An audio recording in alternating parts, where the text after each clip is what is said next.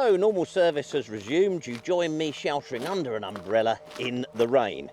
Now just behind me up there is a roundabout, and that roundabout is on Dere Street, a very important Roman road. There was a gateway here in Hadrian's Wall, long since gone. I think it was called the Port Gate, and that allowed Dere Street to head north, although Dere Street predates Hadrian's Wall. A short way up there, another Roman road branched off, and that road appears to have fallen out of use fairly early doors. So we're going to have an antiquarian investigation of that road here in the northeast, and another one down in the southeast as well. We're going to have a look to see what remains we can find of these long disappeared roads, but we're also going to consider why they picked up an unusual name, because both of these roads are named after Beelzebub.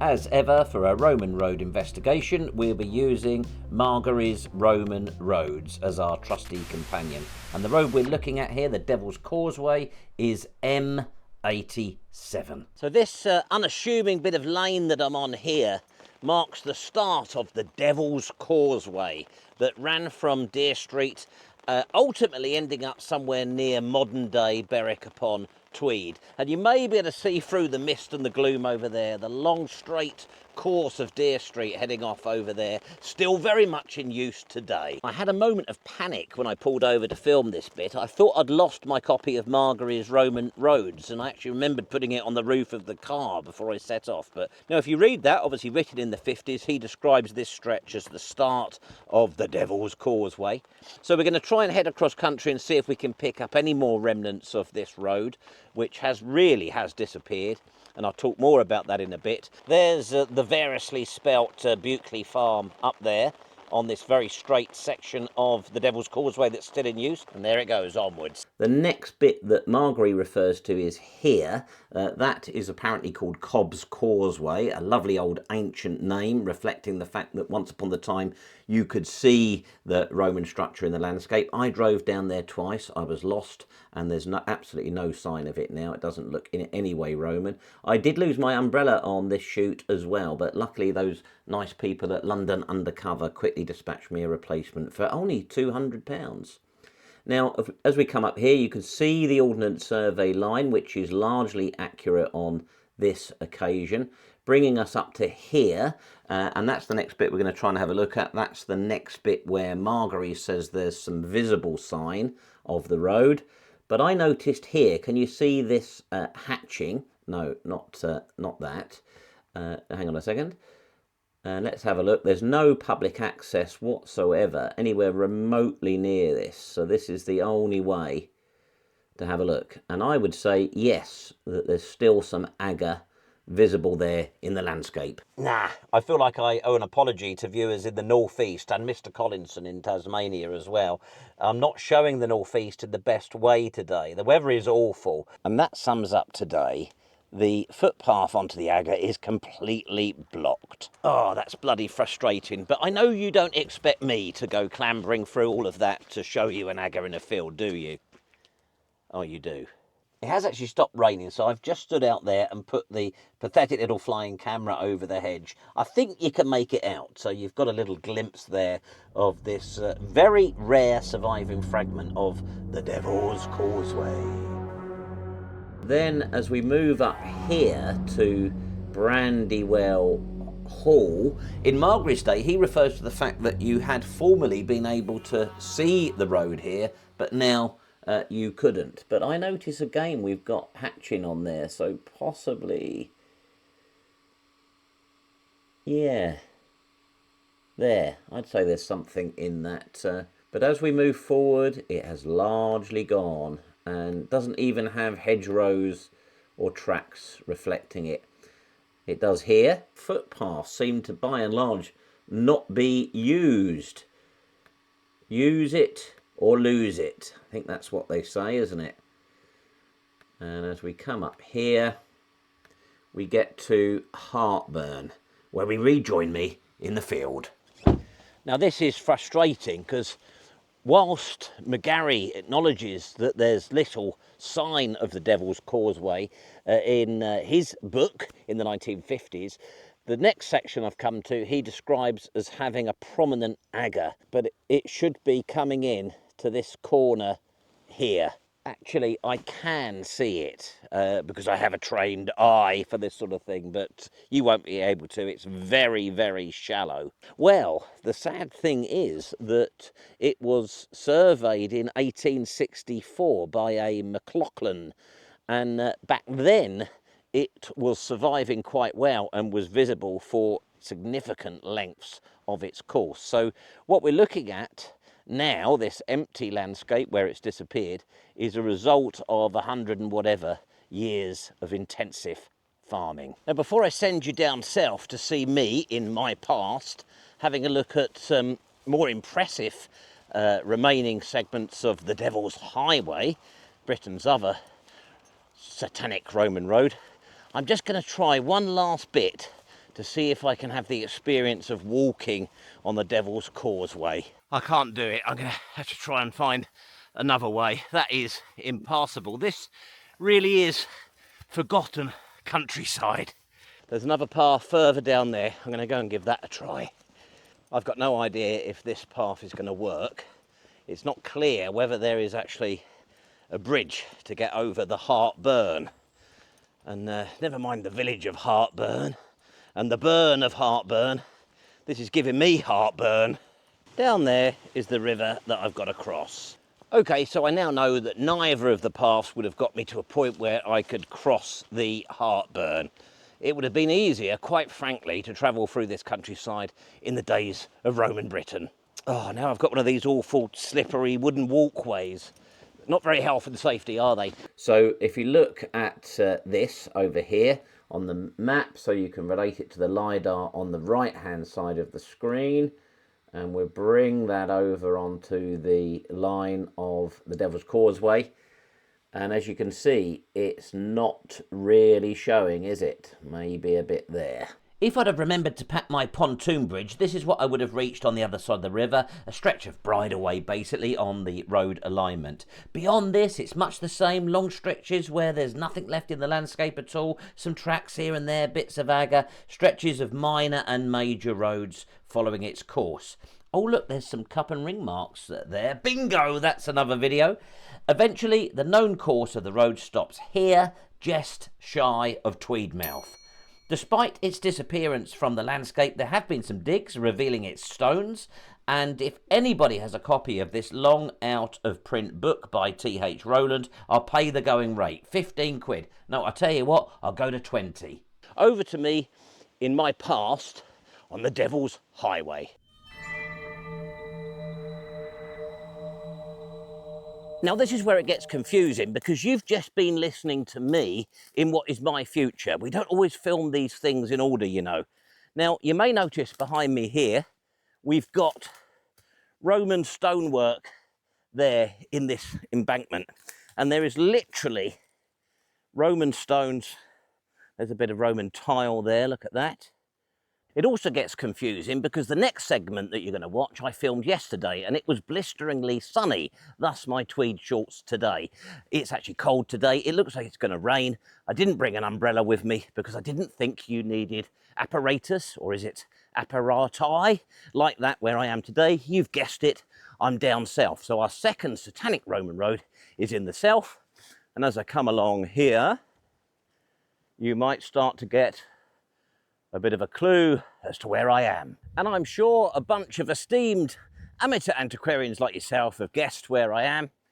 It is, of course, Callevaatrebatum, now known as Silchester. It was a really important town with, I think it's 7 major routes departing from its various gates. Now, we're not here to do the story of the vanished Roman town of Calleva-atrebatum. There is a very early Roman Gazette video about it called Vanished Roman Town, and that was presented not by me for once, it was presented by the delightful Eleanor Plum. So check that out if you'd like to know a little bit more about this place. For this video, all we need to understand is that Calleva-atrebatum was the next really important town, Roman town, west of London. And our Roman road that we're going to have a look to ran from here to London, or from Londinium to here, where you've got this embankment, and an elegant Victorian house is where the Devil's Highway approached the eastern gate of Calleva-atrebatum. A short way along the lane from the elegant Victorian house is this public footpath. It runs off that way. Initially, it is not on the line of the Devil's Highway, although it joins it later on. Don't worry about my bag, that's over there. So the road from Londinium to Calleva-atrebatum would have come in a little bit further along there. Now, there is absolutely no sign of the road in this field, and Margery makes reference to that in his book, written in the 1950s. He talks about there being some records of the road metalling having been removed from this field at some point then. So what is today a somewhat sad and lonely field would have been filled with traffic and market stalls back in the days of Roman Britain. The Devil's Highway, as with the Devil's Causeway in Northumberland, would appear to have fallen out of use as a major road relatively soon after the end of Roman Britain. But unlike that former road, there are some surviving sections of the Devil's Highway. This is confusing, and we're going to go and have a look at some of those next. Just on the way back to the car, I am cheating today. I thought I'd show you the North Gate. I don't think we visited this on my previous video about Calleva-atrebatum. It's a fantastic gate, probably my favourite. And I think the reason I like this one so much is you've still got this stone in situ, which marks the point where the gate would have swung.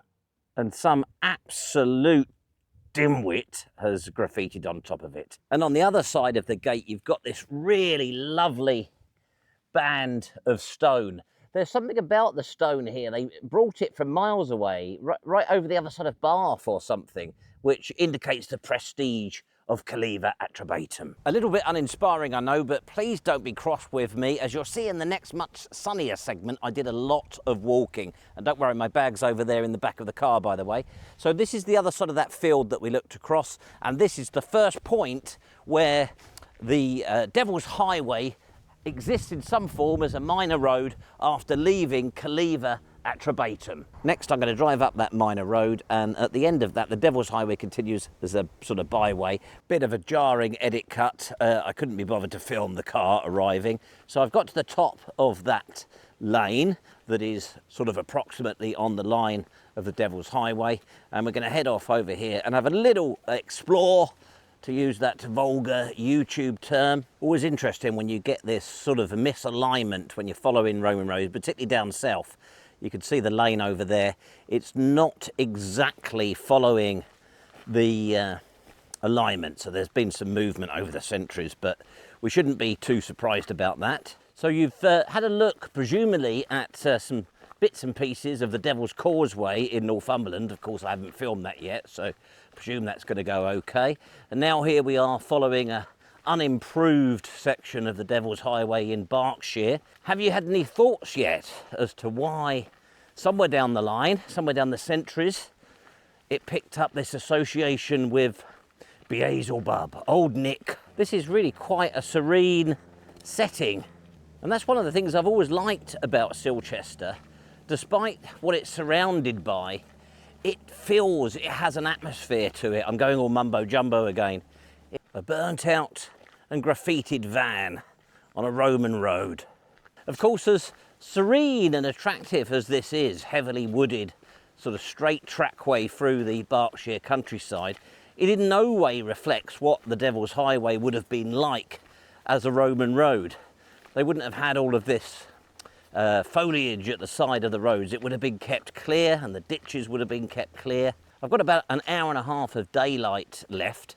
It's quite enclosed, this section, and I need to make sure I get back to the car before it gets dark. Not that I'm worried about the devil or anything like that, because I don't do mumbo jumbo, as you know, but just there might be some London muggers or something. This is the true life of an amateur antiquarian. I'm walking along a Roman road, and I'm referring to Roman roads by Ivan D. Margery. And what does he say about it? He says, after Milton's farm, the county boundary follows it again for 1 3/4 miles, the road being at first a green lane as far as Butler's Land Farm, and then a minor road. Think of the years that has been here, but it is young compared to when this road was first laid out. The thing about this section is there's very little really to see, perhaps a little bit of agger, perhaps in that hedge line you can see the true straightness of the alignment, but it's very atmospheric and I've enjoyed it a lot. So I think the width possibly is giving an indication as well of the major road status of the Devil's Highway back in the Roman times when it wasn't called the Devil's Highway.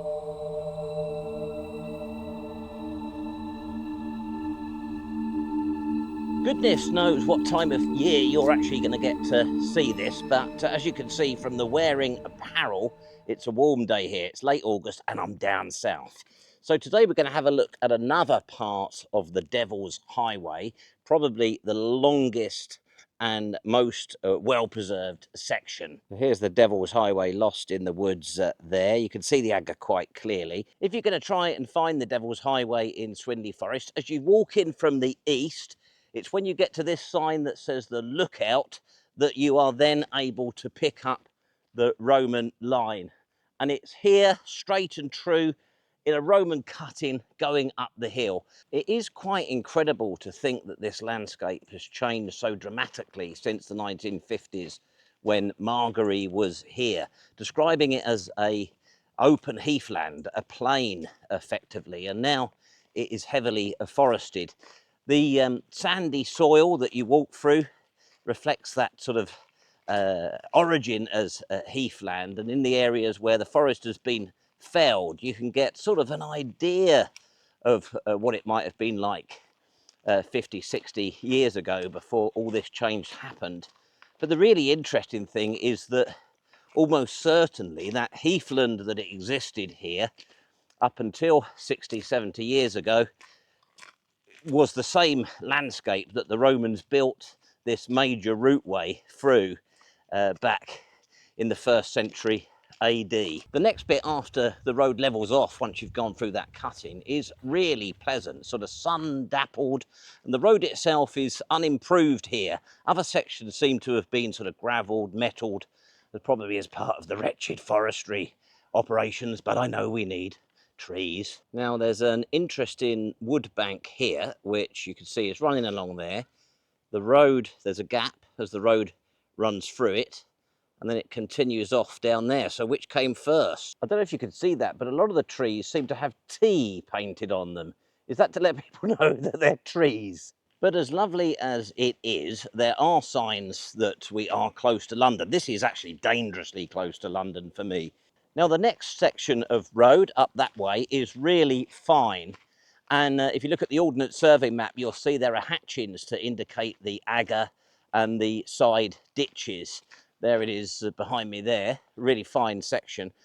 Margery talks about that. I think that the forestry operations might have wiped some of that out because I can't really see it. Although, because of the time of year, it may all still be there, buried under the undergrowth. But nonetheless, this section gives you a really good impression of what the Roman road would have been like back in the day. The sort of width, and then 2 ditches each side. I would say the furthest ditch is still visible, but it's got trees planted in it and loads of stuff. I understand that fairly recently there's been a novel written about the Devil's Highway. I think it's actually called The Devil's Highway. I'll put a picture of it on there.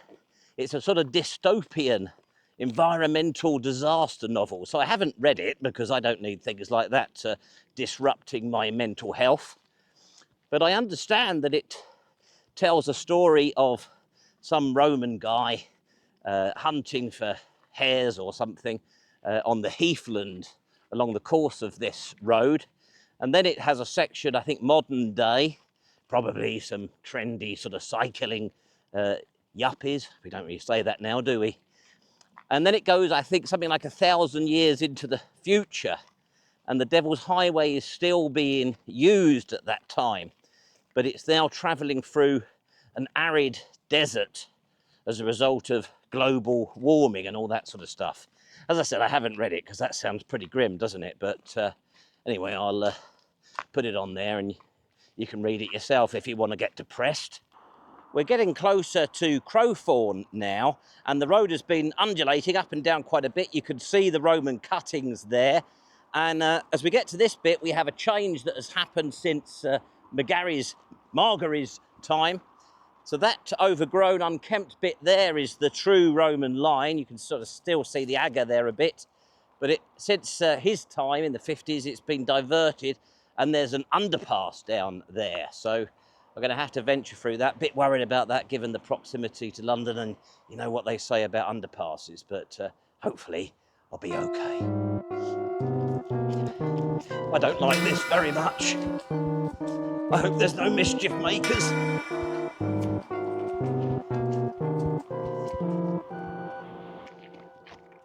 Phew, I think I got away with that.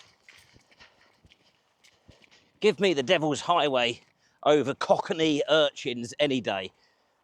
That is the now truncated original course of the Devil's Highway there, disrupted by that road. But straight on, we're back online.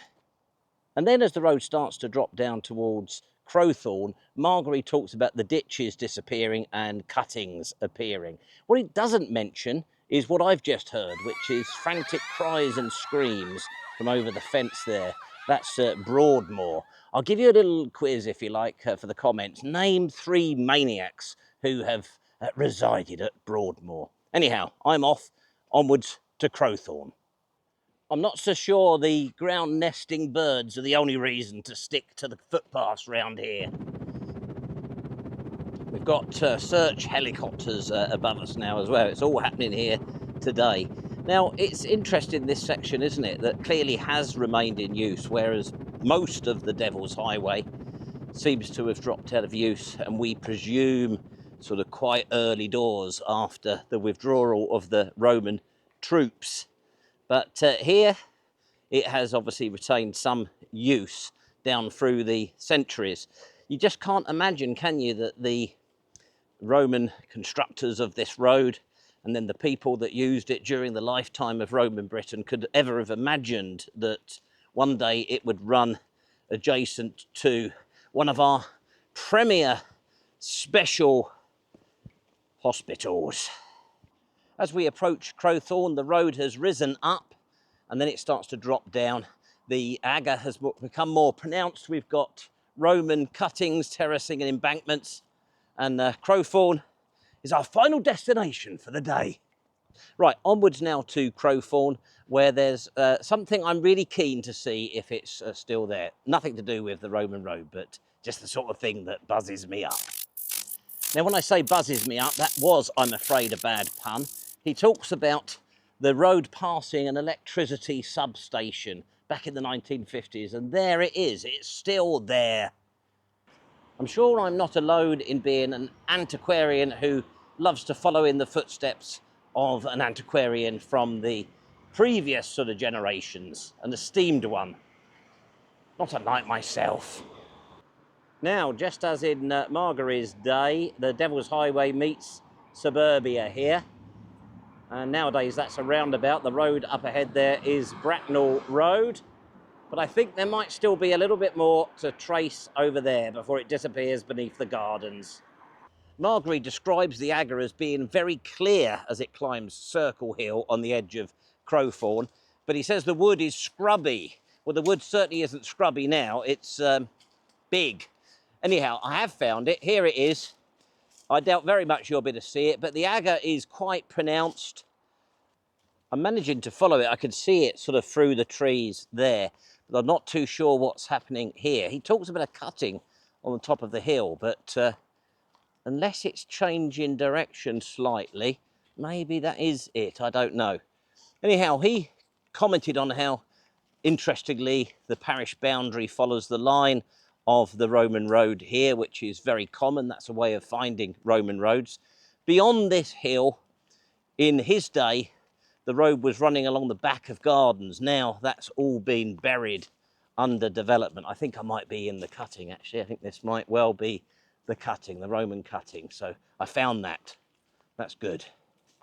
Well, that's really nice, isn't it, to see our Roman road, old Nick's Roman road, surviving here on the edge of suburbia, much churned up by tykes on bikes and urchins smoking skunk or whatever it is they do nowadays, but it's still here 2,000 years on. So I hope you've enjoyed that section of the Devil's Highway. Now back to me on the Devil's Causeway in the future, probably wearing a big coat.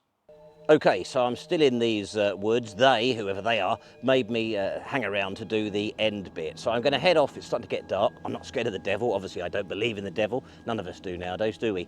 I'm going to head off back and we'll have a little chat to summarise why we think these roads ended up being named after Lucifer. I didn't have my big coat, but I needed it. It was freezing! Of the Devil's Highway, Margery says that it's so largely visible, even though mostly disused, that the strange spectacle has earned it the title of the Devil's Highway. We don't know how old these names are, but in all probability they're medieval. We've got devil's dykes and kneading troughs and punch bowls. The attachment of folklore to antiquities and natural features in the landscape was once commonplace. Goodness, who can that be? I just can't imagine how this video is going to end. It doesn't mean that the people who named them didn't understand their origin. Indeed, there could even be an anti-Roman, anti-religious sentiment behind them. Good grief, look at that. Right, I think I better be getting back now, so thanks for watching. I hope you enjoyed that. As ever, leave your comments down below, and I'll see you again next week.